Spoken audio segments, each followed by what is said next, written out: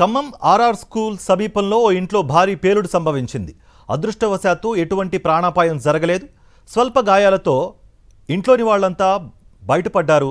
ఉదయం 5:30 సమయంలో ఒక్కసారిగా భారీ పేలుడు శబ్దంతో అక్కడ పేలుడు సంభవించింది. ఈ దాటికి సమీపంలో ఇళ్లు సైతం స్వల్పంగా ధ్వంసమయ్యాయి.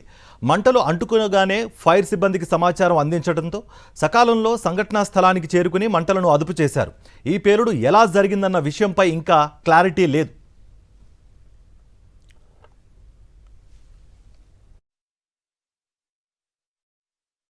భర్త కూడా ఉన్నాడు. ఆమెను గబుక్కునే ఏదో గుడ్డ కప్పేసి బయటికి తీసుకొని వచ్చింది, సేవ్ అయింది. అతను కూడా చిన్న ఇంజురీ అయింది. అబ్బాయి ఏమో ఈ ఎయిర్స్ కొంచెం కవిలినట్టుగా అయిపోయినాయి. ఆ అబ్బాయి ఒక్కడే కొంచెం అంటే బాగానే ఉన్నాడు. ఒక అమ్మాయి కొద్దిగా ఎక్కువ డ్యామేజ్, ఇతను కూడా కొంత జరిగింది. అది ఎట్లా ఈ ఫైర్ అయిందా ఏమైందా అనేది ఇప్పుడు వాళ్ళు ఎవరు లేరు కాబట్టి మనకు ఉన్న వాటి ప్రకారంగా అనుకుంటే ఏంటంటే మనకి ఏదో సిలిండర్ మరి మంచిగా ఉన్నది. ఈ గ్యాస్ ఆ గ్యాస్ అనేది ఏం అయోమయంగా ఉంది. అసలు మనం ఎక్స్పర్ట్స్ కాదు కాబట్టి అన్నీ అయితే ఇంట్లో ఉన్న వస్తువులు మొత్తం డ్యామేజ్ అయిపోయినాయి. అది ప్రతి కిటికీ, ప్రతి డోరు, ఎవ్రీథింగ్. అంటే పక్కింటోళ్ళవి కూడా కొంత డ్యామేజ్ అయింది. ఆ ఎదురుంగింటోళ్ళది డ్యామేజ్ అయింది. ఈ రకంగా డ్యామేజ్ జరిగింది. ప్రాణ నష్టం జరగలేదు కాబట్టి ఆడికే మేము సంతోషం అనుకుంటున్నాం.